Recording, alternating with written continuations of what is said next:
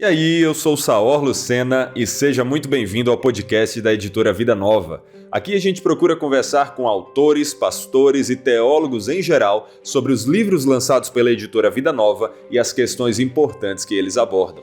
E hoje, atendendo a pedidos de recomendações que nos foram dadas, nós vamos falar aqui sobre o livro Comentário Exegético de Efésios, do Harold Hoehner. Se você quer entender mais sobre a Epístola de Paulo aos Efésios, afinal, qual é o contexto de escrita dela, se você quer aprender mais sobre o que é que ela diz a respeito da predestinação, a ênfase que ela dá nas bênçãos que nós temos em Cristo, ou entender até mesmo sobre o que é que ela diz sobre escravidão, você precisa adquirir esse livro e ouvir a nossa conversa de hoje com o Paulo Vale a respeito dele. Então, para não perder nada, antes de mais nada, antes de a gente seguir em frente, se inscreva aí no canal do YouTube se você estiver nos acompanhando por ele, quiser assistir ao podcast, ou na sua plataforma de podcast preferida, caso você esteja ouvindo e queira apenas continuar ouvindo. Além disso, depois nos deixe o seu feedback com o seu like, seu comentário e nos ajude compartilhando com outras pessoas. Mas é isso aí, vamos agora à conversa. E Paulo, seja muito bem-vindo ao podcast da editora Vida Nova.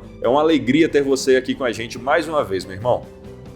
Pastor Saor, obrigado aí pelo convite. É de fato sempre um privilégio estar podendo estar aí com você e trabalhar aí algumas questões relacionadas à teologia. Que Deus abençoe esse tempo juntos aqui. Amém, amém. Eu fiquei até intimidado agora, você chamando Pastor Saor, eu que tenho que me referir mais assim a você, né? Não, eu tenho até que chamar aqui de Senhor e tal, mas é porque a gente já está mais na amizade, né? Então a gente vai aqui. Mas vamos tirar os pastores, já que ambos somos aqui, vamos seguir com os nomes, que a gente já tem intimidade para isso, pela graça do Senhor. E eu sou muito feliz de ter essa amizade aí com você, apesar de que eu tenho muito mais a aprender com você do que você comigo, mas tem sido bênção, viu? Obrigado. E vamos entrar então no assunto do livro, só que antes, na verdade, deixa eu voltar só um pouquinho, antes vale a pena você se apresentar para o pessoal, né? Eu já conheço você, já tenho essa intimidade com você, mas se apresenta para o pessoal que está aí nos acompanhando, quem é Paulo Vale, pastor Paulo Vale, como é que você tem servido o ministério? Obrigado.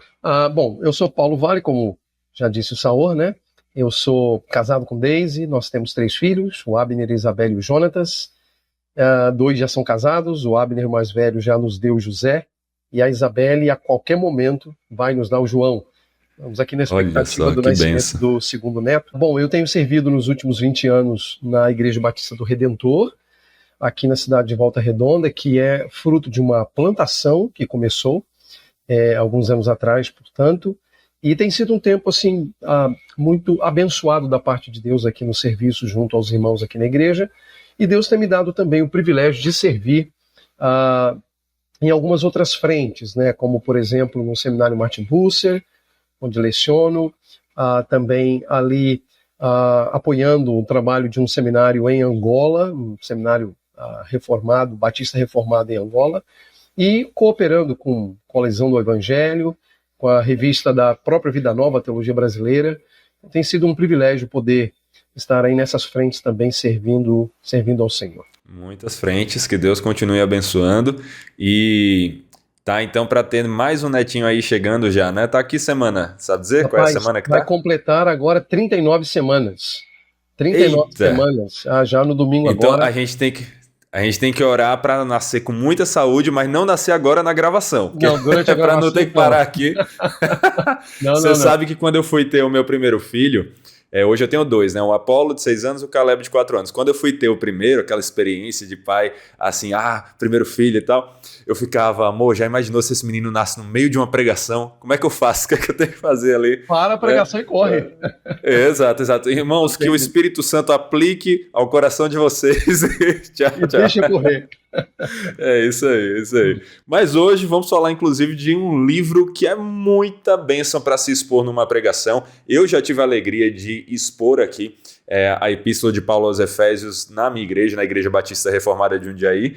Você tá para fazer a série aí, né, Paulo? E a gente tem esse livro aqui, que é do Harold Hoehner, o Comentário Exegético, mais um da série de comentários exegéticos da Vida Nova, e temos ele em mãos aqui. Então quer dizer que você está para começar uma série aí, meu irmão? Sim, se Deus quiser, um pouco mais à frente, vamos iniciar essa série em Efésios. É uma série bastante desafiadora pelo conteúdo, né? A gente já pode perceber que pela própria espessura do Nossa. material, não é?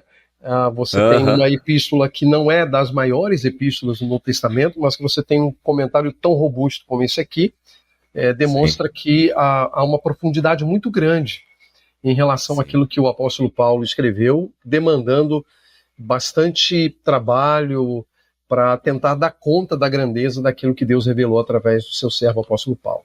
Mas se Deus quiser, um pouco mais à frente, iniciando a série. Maravilha, meu irmão. Que Deus abençoe essa série também.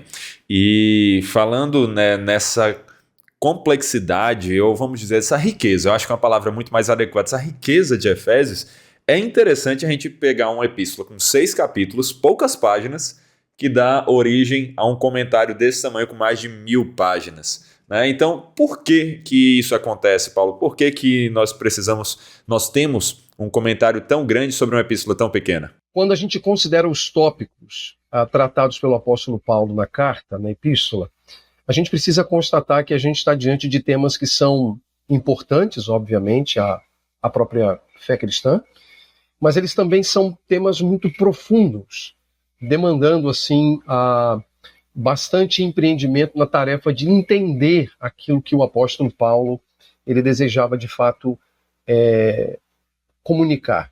E essa percepção, ela me parece que é uma percepção que está muito presente na história da igreja. Por exemplo, a gente volta ao século IV, você tem ali um importante pai da igreja chamado João Crisóstomo, né, Boca de Ouro, um dos melhores pregadores que a igreja cristã já teve, já testemunhou. Ele mesmo afirmou que essa epístola aos Efésios é uma epístola repleta de sublimes pensamentos e doutrinas. E ele vai afirmar também, ali no prólogo das suas homilias sobre Efésios, que aquilo que Paulo trata de uma maneira muito profunda na carta aos Efésios, em outros lugares também ele tratou, mas de uma maneira bastante superficial.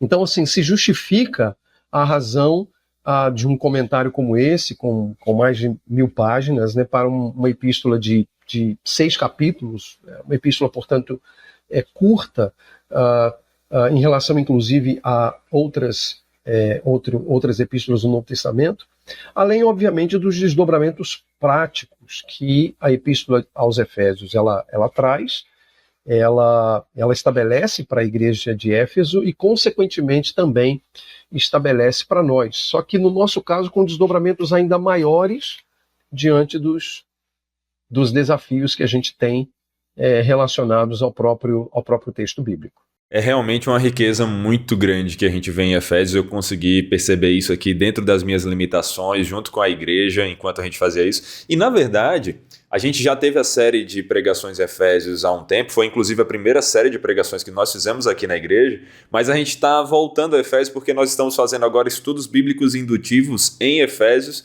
nos nossos PGs. Então, a gente tem tido a oportunidade de revisitar muita coisa.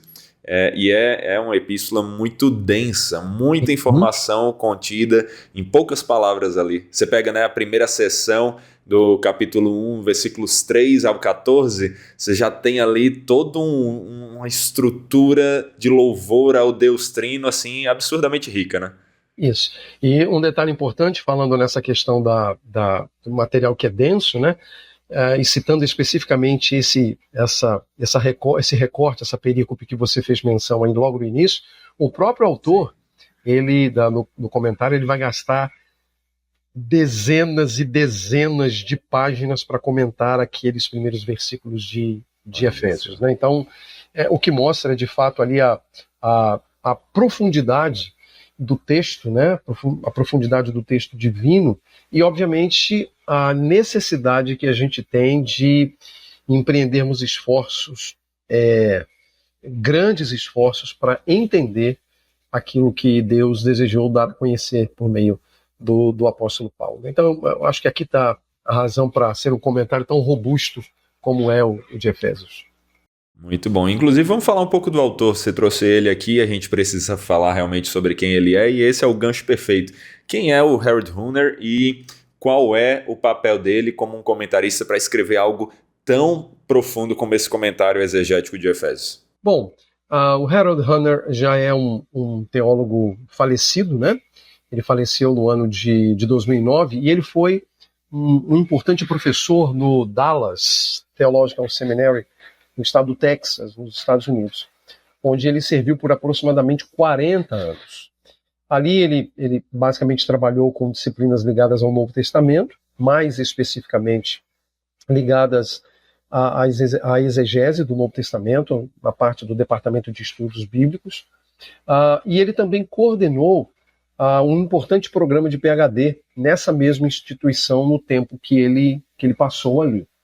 Bom, o Dallas como instituição, né, onde ele trabalhou durante 4 décadas, sempre foi conhecida ou sempre foi amplamente conhecida por ter popularizado o dispensacionalismo, né? Então, Dallas é talvez a instituição mais importante quando se pensa na questão do dispensacionalismo. Consequentemente, a gente pode imaginar que, de alguma forma, o dispensacionalismo afetou a mentalidade de Hunter em termos de estabelecer para ele o que a gente pode chamar de uma hermenêutica dispensacionalista, não é? E nesse papel como professor, certamente ele ajudou também a propagar entre os alunos da instituição essa hermenêutica dispensacionalista. A grande questão que eu acho que a gente precisa considerar é de que maneira essa perspectiva, essa mentalidade, ou mesmo essa hermenêutica interferiu ou interfere num trabalho como esse trabalho que foi publicado agora recentemente por Vida Nova, né, por Edições Vida Nova. Que talvez seja a grande pergunta que a gente precisa lidar quando a gente tem, ou quando a gente pensa nessa questão do dispensacionalismo. Nesse aspecto, existe aqui um ponto que eu acho que é importante ressaltar para não gerar uma certa apreensão ao nos aproximarmos, por exemplo, do trabalho que ele produziu. Que é achar que, de alguma maneira, o material está, vamos dizer assim, afetado a um nível tão elevado que se deva pensar se vale ou não a pena investir tempo, por exemplo, em estudar o livro de Efésios a partir desse material.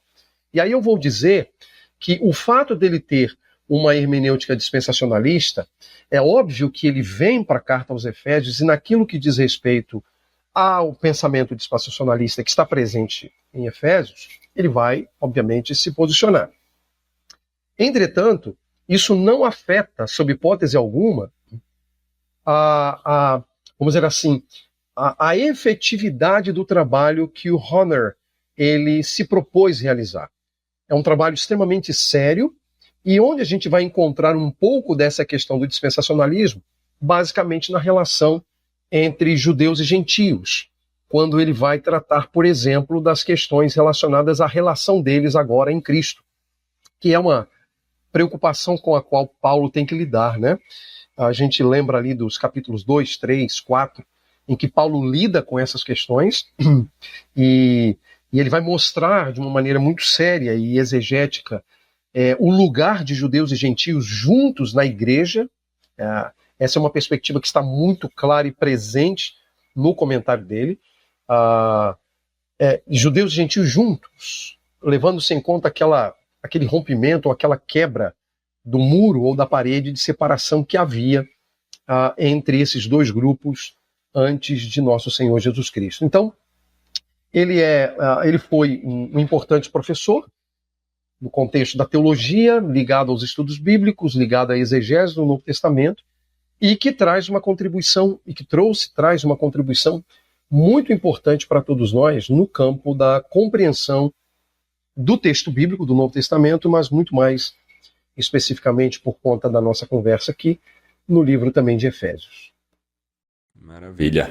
Vamos voltar então um pouco diretamente a Efésios como epístola divinamente inspirada, deixar de lado só por um momento a ideia do comentário de maneira geral, mas já vamos começar a falar sobre questões contextuais.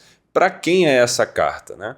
Para quem é a carta de Efésios? E aí você também pode, claro, trazer qual é a linha que o autor defende, mas de maneira geral, para quem é essa carta? Eu diria que, basicamente, meus irmãos, a carta é para a igreja. E parece uma resposta muito simplória. Quando você diz, carta é para a igreja, é óbvio. Paulo escreveu essa carta para uma comunidade cristã na cidade de Éfeso, no século I, que enfrentava ali demandas por conta da fé cristã. De fato, parece uma resposta óbvia demais.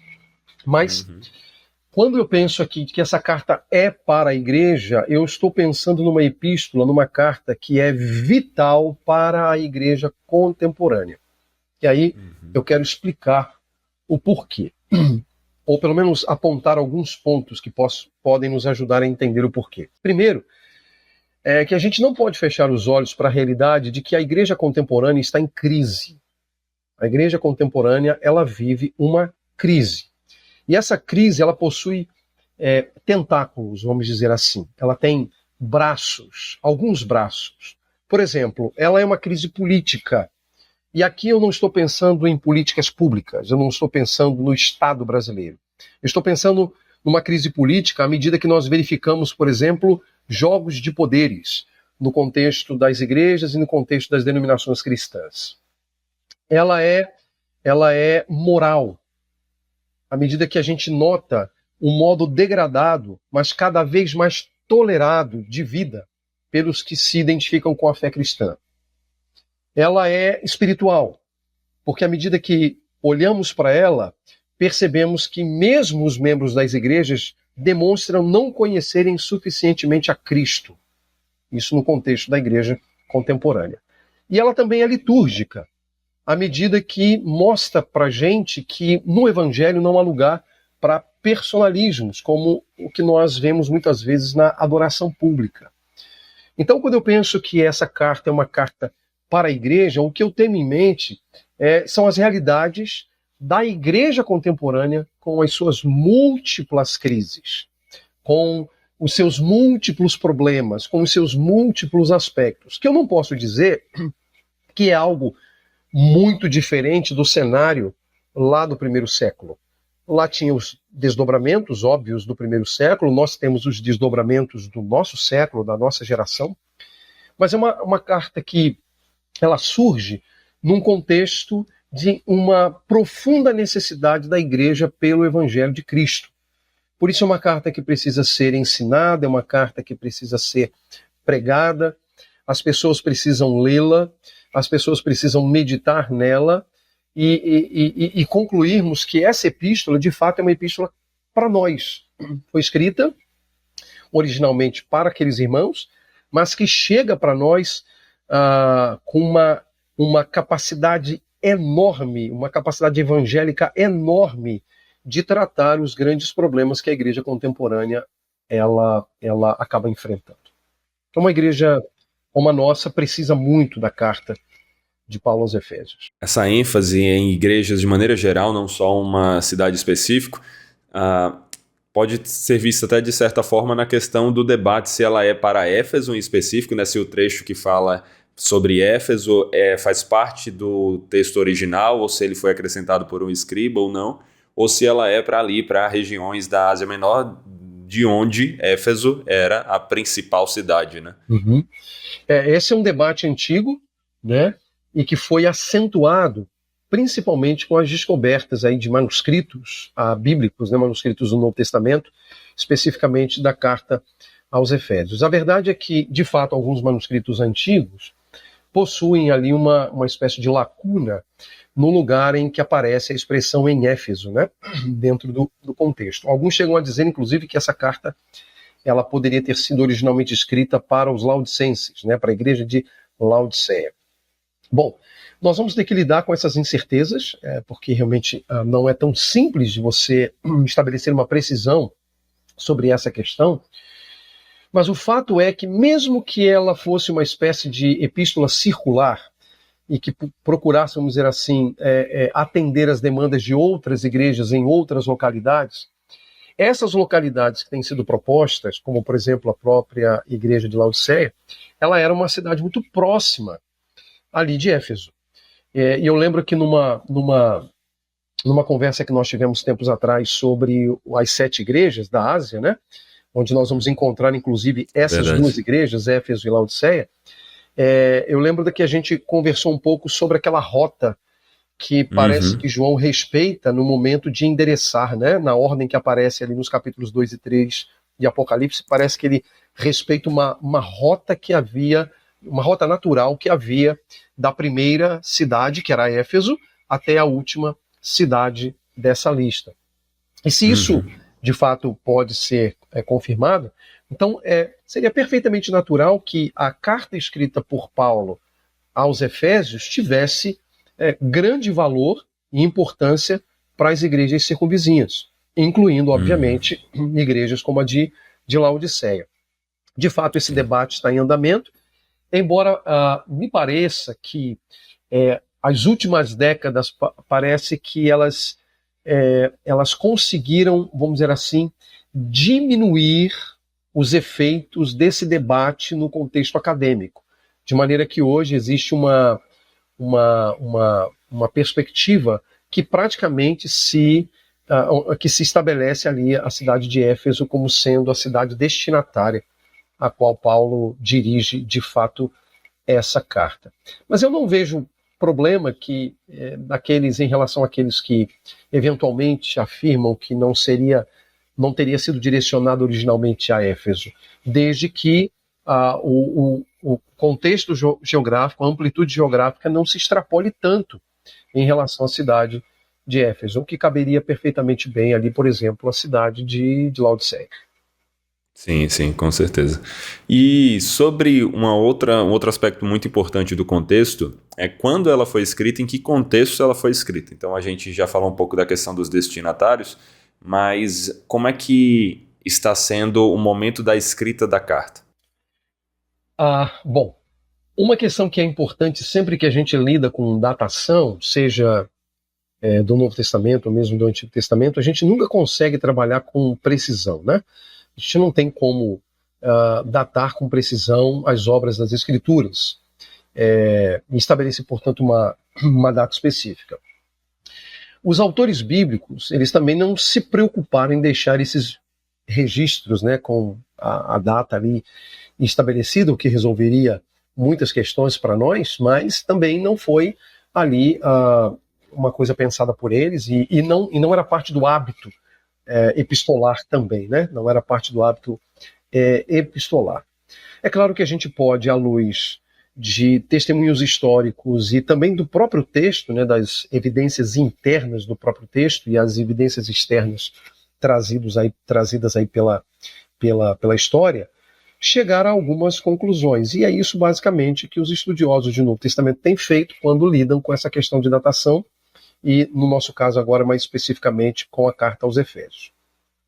Bom, eu diria que a boa parte do debate sobre o momento em que Paulo escreveu essa epístola vai depender de uma série de fatores, né, que passam, inclusive, pelos debates sobre a autoria paulina, porque há na história uma discussão sobre uma hipótese de que Paulo não teria sido o autor da carta aos Efésios.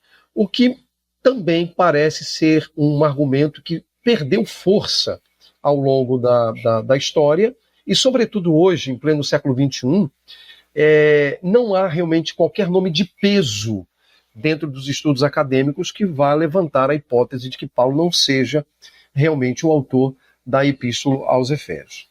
E quando a gente analisa as propostas de datas para a epístola aos Efésios, ou para a composição da epístola aos Efésios, a gente vai perceber que, basicamente, os especialistas transitam entre o ano 55 e o ano 62, 63, ali do primeiro século. Então, segunda metade da sexta década, da sexta década do primeiro século, ou primeira metade da sétima década do primeiro século.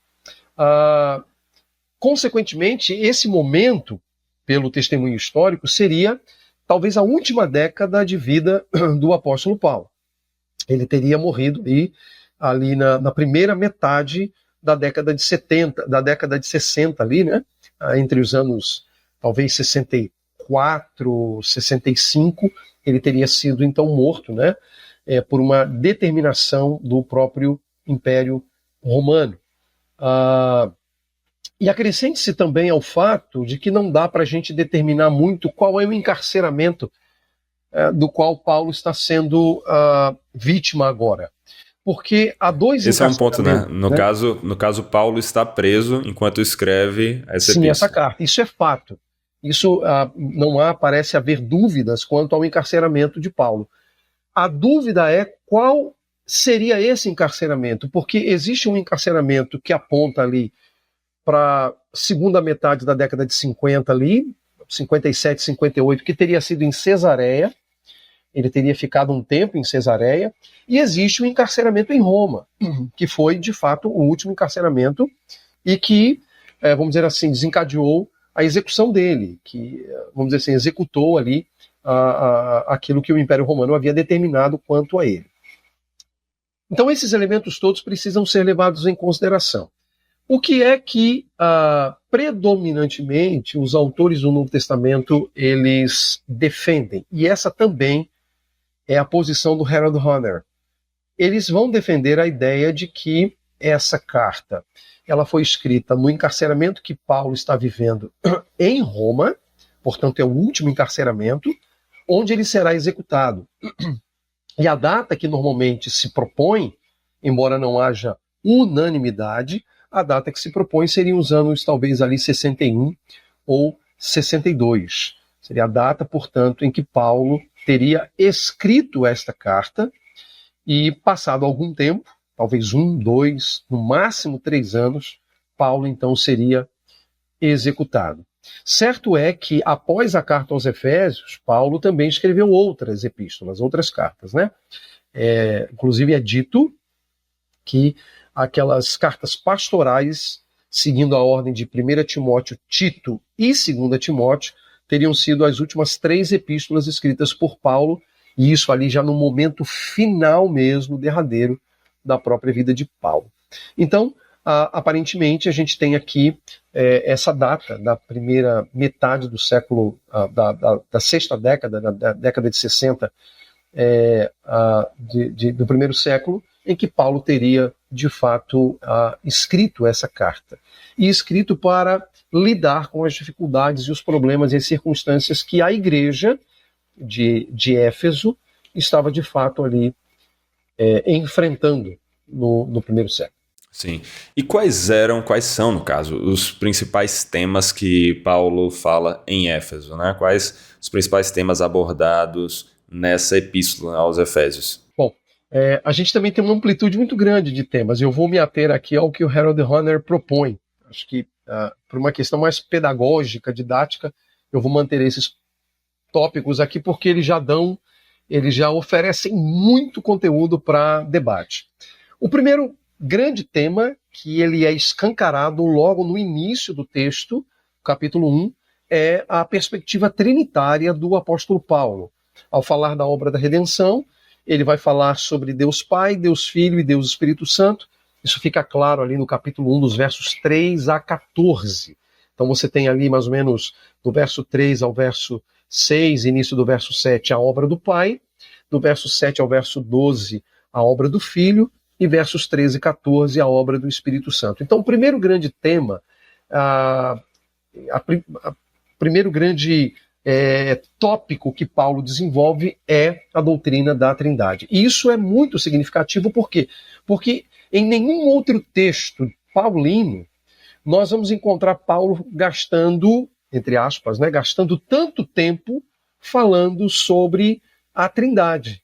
Nesse caso aqui, especificamente, tratando sobre a obra da Trindade na redenção, na salvação, ou na formação da igreja, que, particularmente para mim, é o tema central, é o eixo de toda a Epístola aos Efésios. Então ele mostra que as origens da igreja não estão, vamos dizer assim, ligadas exclusivamente à temporalidade. Ela é atemporal no sentido de que ela é uma realidade eterna, quando nada existia ainda.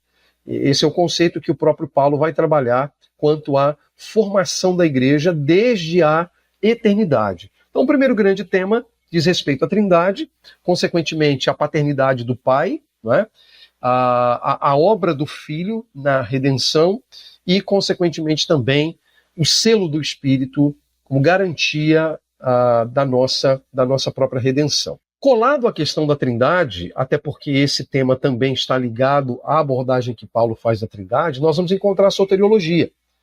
Então, tanto o capítulo 1 quanto os capítulos 2 e 3, Paulo vai, de fato, desenvolver temas extremamente vitais, preciosos, para a compreensão da própria doutrina da salvação.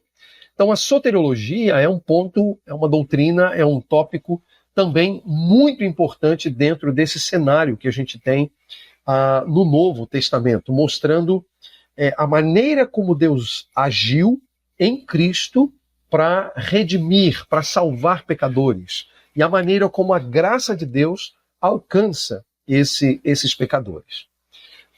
Consequentemente, a obra do Espírito, que Paulo desenvolve não apenas na parte doutrinária, ali nos primeiros 3 capítulos, mas também vai desenvolver na parte prática, ali a partir do capítulo 4 até o capítulo 6, a maneira como o Espírito conduz a própria igreja, a maneira como o Espírito opera no contexto da própria igreja, em relação, inclusive, à salvação, à soteriologia. Terceiro tema que eu destaco, quer dizer, além da trindade da soteriologia, eu destaco, obviamente, a igreja, que, como eu disse, me parece ser o eixo de toda a epístola, o ponto central da epístola, e desse ponto central nós vamos então encontrar os outros tópicos ligados a ele, né? Então nós vamos encontrar ali Paulo fazendo abordagens muito profundas e significativas que inclusive a mente humana não consegue dar conta de tudo aquilo que Deus está revelando ali. A gente não consegue dar conta da profundidade e do lugar que a igreja ocupa no plano de Deus. Por exemplo, quando ele diz que ele, por exemplo, submeteu tudo debaixo dos seus pés e o colocou a igreja sobre todas as coisas, essa é uma linguagem profunda. É sobre a grandiosidade da igreja no contexto não apenas da salvação, mas até do governo de Deus sobre todas as coisas. E é um conteúdo extremamente profundo.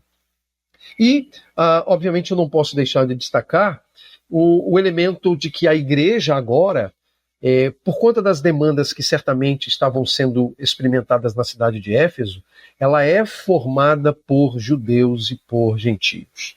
Essa é uma doutrina capital em que Paulo vai de uma maneira muito adequada e pedagógica tratar na epístola aos Efésios, embora ele também vá mostrar isso em outras epístolas, com, obviamente, ênfases um tanto quanto diferentes. Então, essa doutrina da reconciliação, que envolve a reconciliação com Deus e a reconciliação entre judeus e gentios, também como uma doutrina capital dentre as doutrinas ou os temas principais aqui da teologia de Efésios. Muito bom, é interessante como essa epístola é muito bem estruturada. Ela segue aquele padrão das epístolas paulinas também, né? De uma primeira metade falar mais da parte teórica, teológica, para então ir para uma parte de prática, né? Então primeiro a ortodoxia, depois a ortopraxia. Ela segue esse padrãozinho aí, né, de Paulo.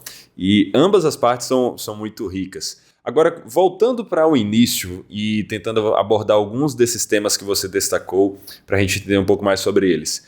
Lá nessa primeira perícope da epístola, no caso a segunda pós-saudação, a dos versículos 3 a 14, nós vemos Paulo enfatizar não somente a Trindade de maneira geral, mas ele fala muito a importância de Cristo por meio das expressões em Cristo, nele.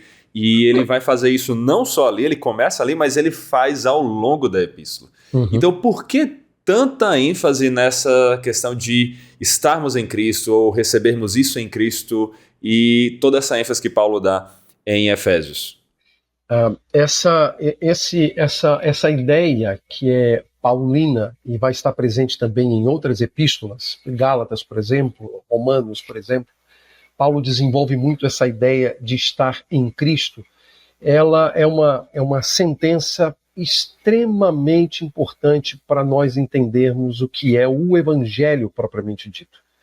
A expressão em Cristo, ela evoca a nossa união com Cristo, para utilizar aqui, por exemplo, o que os os puritanos gostavam de utilizar como nomenclatura, a nossa união mística com Cristo, né? A nossa unidade com Cristo. Isso era uma nomenclatura que os puritanos usavam demasiadamente e valorizavam muito, porque de fato eles entendiam, e nós devemos realmente entender, que essa expressão ela trabalha o que é o cerne do próprio Evangelho. E geralmente a expressão em Cristo, quando abordada por Paulo, ela geralmente está em contraste. Essa é uma questão que a gente pode perceber na medida que a gente lê as Escrituras, as epístolas de Paulo, e os momentos em que ele evoca essa ideia, essa linguagem de estar em Cristo. Geralmente uma linguagem de contraste, e normalmente uma linguagem de contraste em relação ao falso ensino de que um homem poderia ser justificado por meio das obras da lei ou mediante a guarda e observância da lei. Paulo ele não gasta muito tempo em Efésios especificamente tratando dessas questões da lei, como nós vamos encontrar mais profundamente em outras epístolas. Mas à medida que a gente tem um conhecimento do pensamento de Paulo, das abordagens de Paulo, a gente não pode abandonar a ideia de que, ao utilizar em Efésios esse conceito de estar em Cristo, ele obviamente tinha um elemento contraditório em relação ao falso ensino que muitos ensinavam da lei. E a gente pode pressupor isso por uma razão que me parece simples. Quando Paulo precisa lidar com o problema da separação de judeus e gentios e mostrar que em Cristo agora eles estão unidos, então eu preciso pressupor que nesse contexto de Éfeso havia pessoas que estavam ligadas ao contexto do judaísmo do primeiro século. E se havia pessoas que estavam ligadas ao judaísmo do primeiro século, então eu preciso também pressupor que houvesse ali pessoas com perspectivas equivocadas do que seria o evangelho. Então Paulo ele levanta essa questão essa questão de estar em Cristo para assegurar que ninguém, absolutamente ninguém, seria, por exemplo, salvo por performance pessoal ou pela credibilidade que a gente poderia apresentar diante de Deus a partir da nossa performance pessoal, viesse ela por obras de caridade ou por meio da observância das obras da lei. No caso do Novo Testamento, predominantemente em observância das obras da lei, porque era o que os judaizantes, por exemplo, ensinavam. Então, estar em Cristo significa estar unido a Cristo. E é uma linguagem que, a meu ver, e aí é uma questão agora de caráter pessoal, me joga ou leva a minha mente para a ideia da justificação. Eu olho para essa expressão em Cristo como o lugar em que nós passamos a estar. Eu não quero que a gente banalize, no sentido de dizer que Jesus é um lugar, mas é apenas a questão discursiva. Mas o lugar que nós passamos a estar na medida que cremos nele. Nós estamos em Cristo, nós estamos guardados em Cristo, nós estamos protegidos por Cristo. Deus olha para nós por meio de Cristo. Então, essa ideia da justiça própria, ela é abandonada, ela é erradicada, ela é confrontada pelo conceito de se estar em Cristo. E que, particularmente, para mim, é uma das mais brilhantes expressões do Novo Testamento, de estar em Cristo. O sentido disso, dessas duas palavrinhas, em Cristo, é profundo demais. É profundo demais. Pela riqueza do que significa estar em Cristo. E lembrando que essa riqueza vem por causa não do em, mas por causa de Cristo, né? Por aquilo que ele é, por aquilo que ele representa, por aquilo que ele fez, ele faz, a eficiência e eficácia da sua obra, a perfeição dos seus atributos, a perfeição de sua santidade, de sua justiça, de sua autoridade. Isso é para mim algo realmente extraordinário. Então é uma expressão que eu gosto muito em Paulo, uma expressão que eu gosto muito do Evangelho.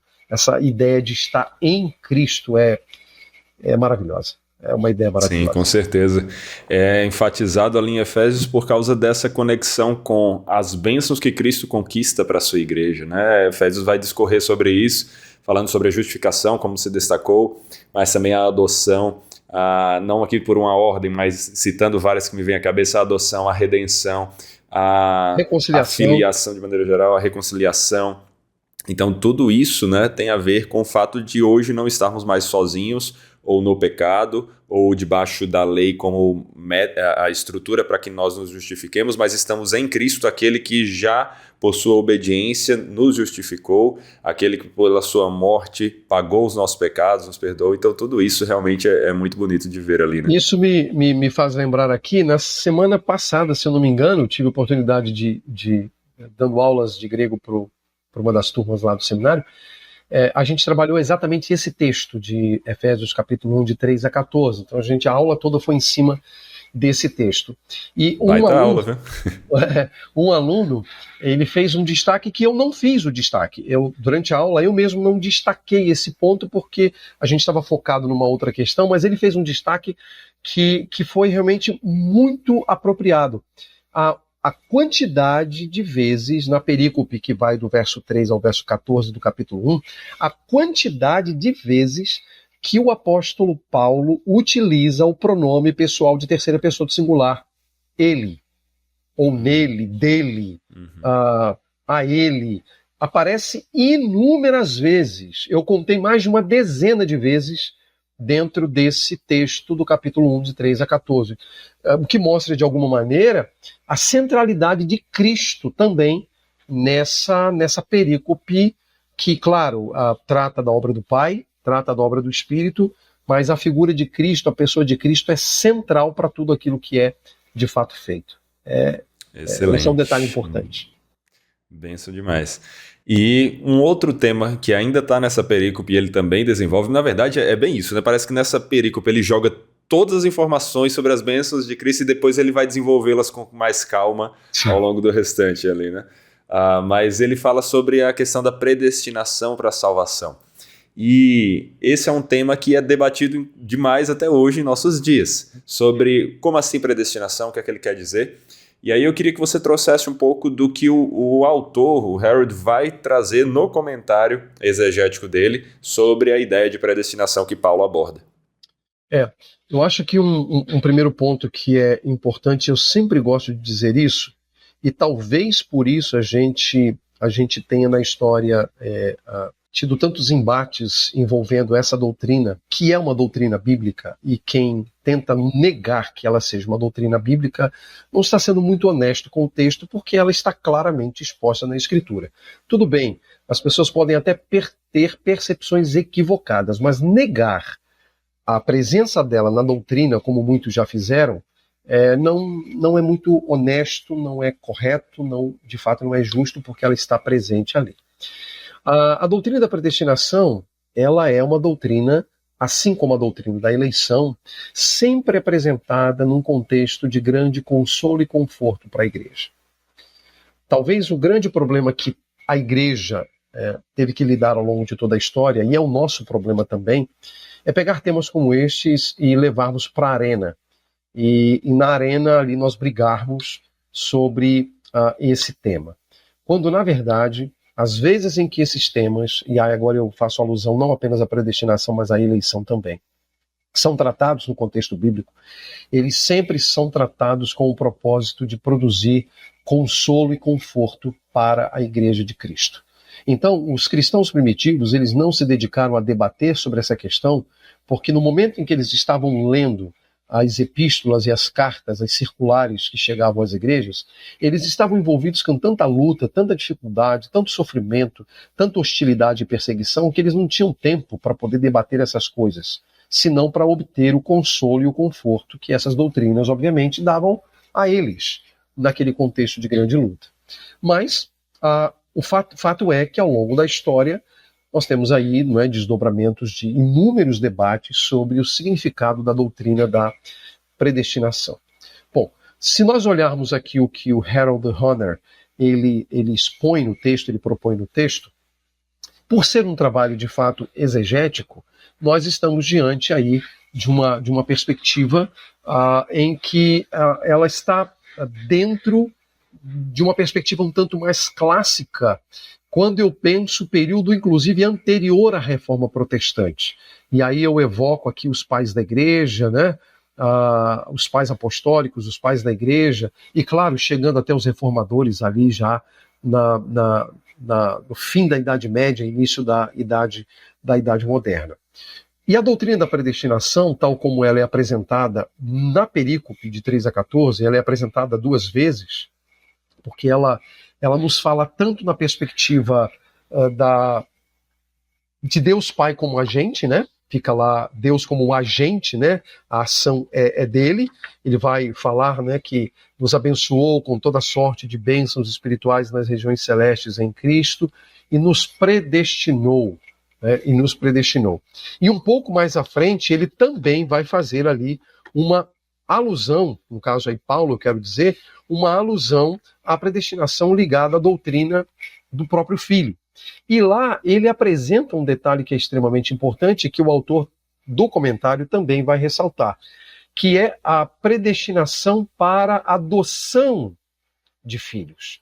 Então observe que, no caso especificamente da segunda ocorrência, a predestinação ela é uma doutrina que está colada também à doutrina da adoção, porque o texto ele é claro e ele está muito bem definido nesse aspecto, em mostrar que Deus Pai, por meio do Filho, adota pessoas em sua família. E ele o faz segundo a sua própria vontade. Uma vontade que é justa, uma vontade que é perfeita, uma vontade que é soberana e que traz para os filhos adotados uma profunda segurança, consolo, conforto, no caso, para a própria caminhada, né, na fé.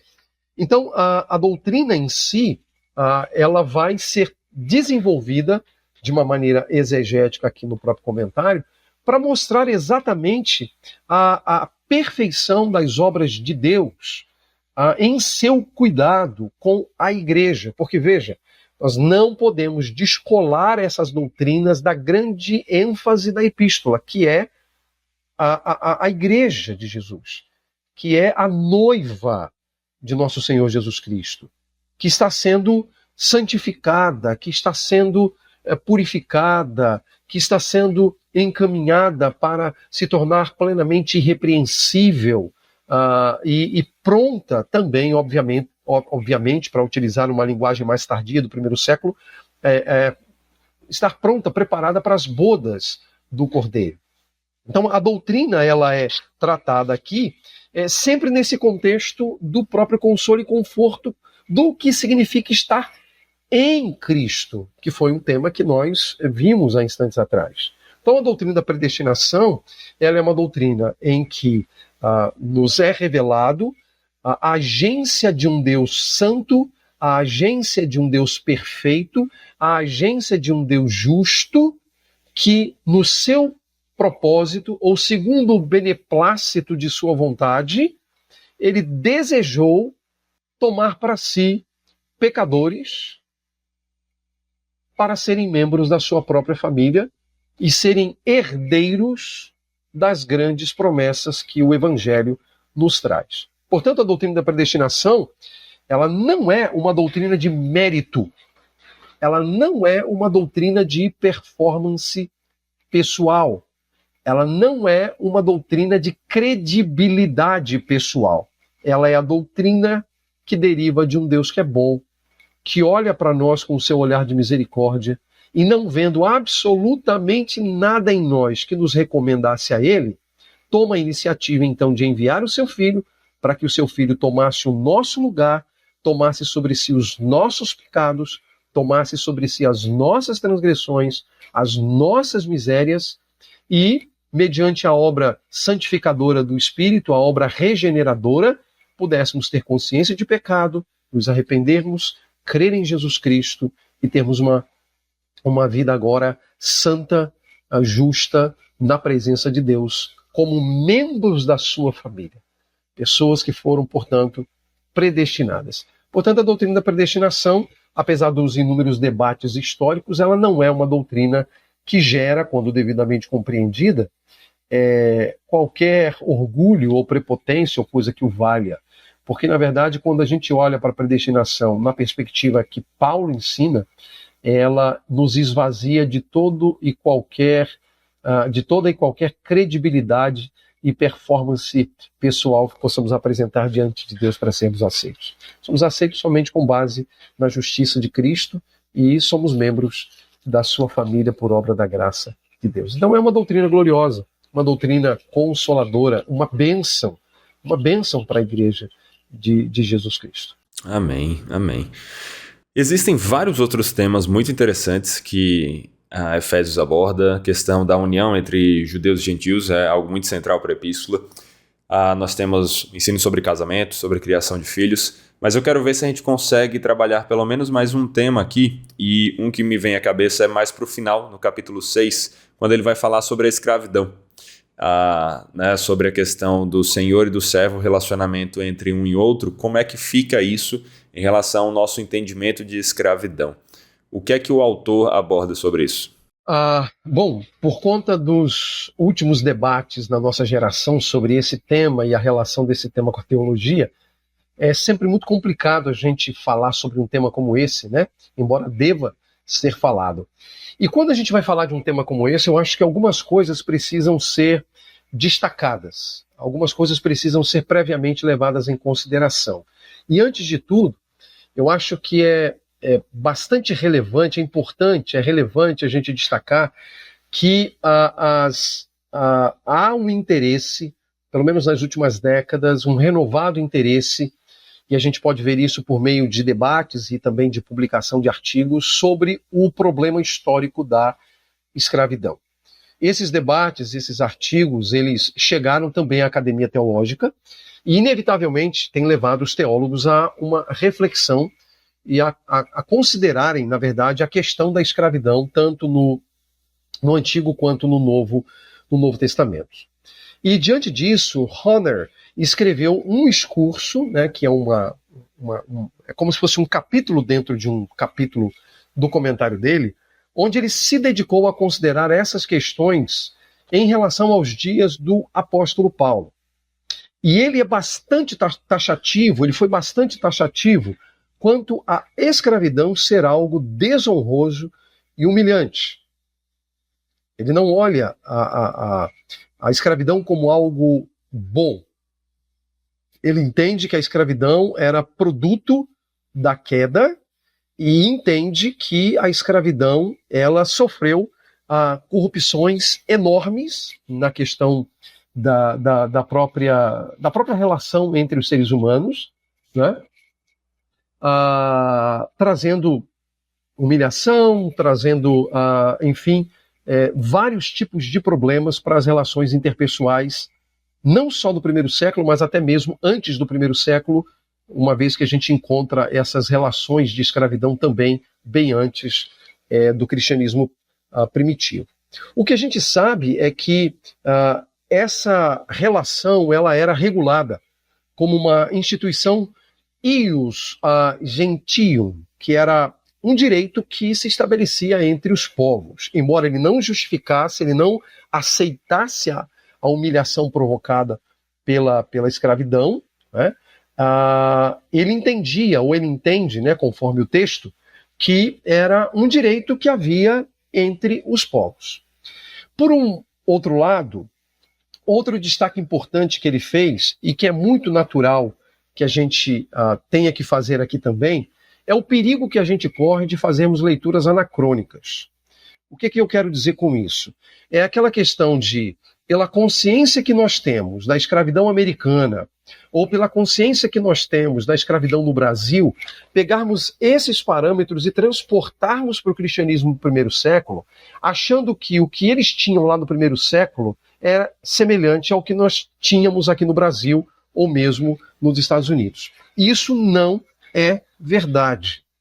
Essa leitura, embora ela seja feita por muitas pessoas, mas ela não é uma leitura ajustada e ela não é uma leitura adequada. Por exemplo, na antiguidade, a escravidão nada tinha a ver com a cor da pele. Nada tinha a ver com a cor da pele. Já nos séculos 19 e 20, no Brasil, nos Estados Unidos, a escravidão tem a ver com a cor da pele. Isso é óbvio, isso é claro por aquilo que a história, de fato, ela demonstra. Nos dias de Paulo, nos dias do primeiro século, os escravos eles vinham de diversas nações. E, além disso, algumas questões sociais importantes. Pessoas livres podiam se vender como escravos. Elas podiam se vender como escravas, sabendo que, claro, posteriormente elas poderiam recuperar a liberdade. Era uma espécie de venda sob contrato, né? Mas, por exemplo, nos dias de Paulo, embora houvesse muita atrocidade e humilhação, os escravos eles eram tutores, né? Paulo, inclusive, vai utilizar essa linguagem lá em Gálatas 3:24, quando ele vai falar da lei como uma tutora que conduz a Cristo, né? Os escravos eram tutores dos filhos dos senhores, vamos dizer assim. Há indícios históricos, por exemplo, que alguns deles eram uma espécie de professores do ensino superior naquela época. Escravos eram médicos, alguns trabalhavam no setor da economia, outros trabalhavam na agricultura, outros trabalhavam na indústria, outros eram cozinheiros, outros eram padeiros, outros eram fabricantes de móveis. E eu poderia listar aqui uma quantidade razoável de profissões que o próprio autor, no comentário, lista, faz referência no próprio texto. A pergunta que talvez as pessoas fazem é a seguinte: por que Paulo ele não defendeu a abolição daquela escravidão? Já que ele escreve ali as suas cartas, ele lida com as relações entre senhores e servos, ou senhores e escravos, por que ele não propôs alguma coisa no entorno da abolição da escravidão? Que essa é a pergunta que, principalmente aqueles que fazem leitura anacrônica da escravidão, acabam fazendo, né? E aí eu tenho algumas razões, pelo menos quatro respostas a essa pergunta. Primeiro, porque a mente de Paulo não se enquadrava nas categorias de pensamento que nós temos hoje. Por uma razão óbvia, né? A escravidão era de outra categoria. A mentalidade do primeiro século era uma mentalidade com categorias diferentes das categorias que nós temos hoje. A segunda resposta é que a escravidão dos dias de Paulo era bem diferente, obviamente, da escravidão moderna. Eu não estou com isso amenizando a escravidão do passado em relação à moderna. Como eu disse, a situação é muitas vezes degradante, humilhante, e exigia ali intervenções mesmo, por conta do pecado, por conta da transgressão, por conta da maldade. Entretanto, eram categorias diferentes de pensamento. Então, a visão dos dias de Paulo era uma visão diferente das visões que nós temos hoje, porque a escravidão em si ela era diferente de tudo que nós vemos nos séculos 19 e 20. Terceira resposta que eu posso dar, é que Paulo estava muito mais preocupado com a transformação das pessoas e o testemunho do evangelho nas condições em que elas se encontravam. Ele estava muito mais preocupado em fazer com que o escravo fosse um escravo, ou, obviamente, ele estivesse a serviço de um senhor terreno, mas como um cristão agora. De alguma maneira, isso fica muito evidente na relação ali entre, na carta que Paulo escreve a Filemão, ali a relação com Onésimo. Isso fica muito evidente, onde Paulo ele deixa claro o desejo que ele tinha que ele fosse tratado como um irmão, mas que ele entenderia, por exemplo, por conta do ius gentium, que pudesse ser mantido escravo, mas que pelo menos ele fosse tratado como um irmão também em Cristo. E talvez o ponto mais importante, para mim, seja o quarto, é que diante da iminente volta de Jesus, e aí a gente não pode esquecer que o apóstolo Paulo esperava que Jesus voltasse na sua própria geração, que não seria algo demorado, isso fica muito claro na sua carta aos Tessalonicenses, tudo isso iria ruir e seria estabelecido um tempo de alegria, justiça e paz. Portanto, a escravidão acabaria. Então, assim, Paulo ele se ocupa muito mais com a questão de mostrar como aqueles irmãos, nas condições que eles viviam, eles deveriam honrar a Deus. E, bom, se Cristo está para voltar a qualquer momento, ele pode voltar a qualquer momento, todo esse cenário caótico estabelecido pelo pecado vai ruir. E aí vai se estabelecer ali um reino de alegria, de justiça, de paz, né, conforme o próprio Paulo estabelece. Então, essa ideia, inclusive, muitos pontos dessas ideias aqui são compartilhados, inclusive, com o autor, o Harold Hoehner. Ele trabalha, ele desenvolve algumas dessas ideias encontradas aí no próprio livro. Excelente, Paulo.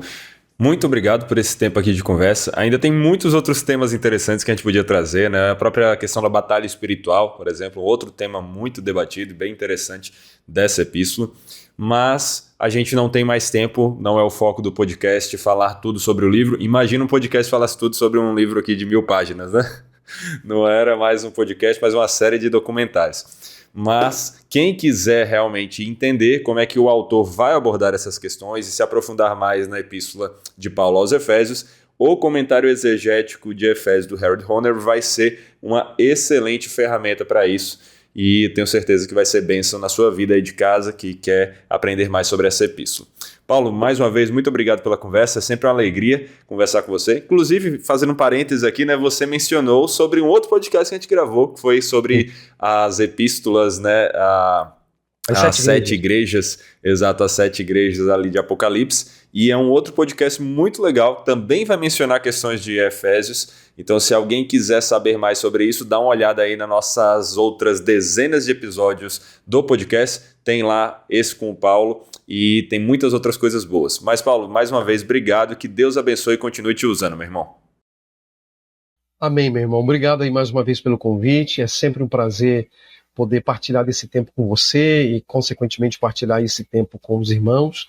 Meu desejo é que Deus continue abençoando os esforços de Vida Nova, tanto no campo da publicação, quanto podcast e tantas outras frentes que a Vida Nova também atua. E eu quero encorajar os irmãos, né, que nos assistem a realmente se dedicarem à palavra do Senhor, se dedicarem à leitura da palavra de Deus. O livro de Efésios é um livro profundo, lembrando que as nossas mentes são rasas, então a gente precisa de fato empreender esforços para conhecer as insondáveis riquezas de Cristo, que é inclusive uma linguagem paulina, né? Utilizada pelo próprio apóstolo Paulo para falar da grandeza de Cristo. Obrigado, portanto, Saul, pelo convite. Um prazer enorme estar com você aqui e com os nossos irmãos. Amém, meu irmão. Nós que agradecemos, que Deus abençoe você, sua vida e ministério, e a série que vai começar em Efésios também.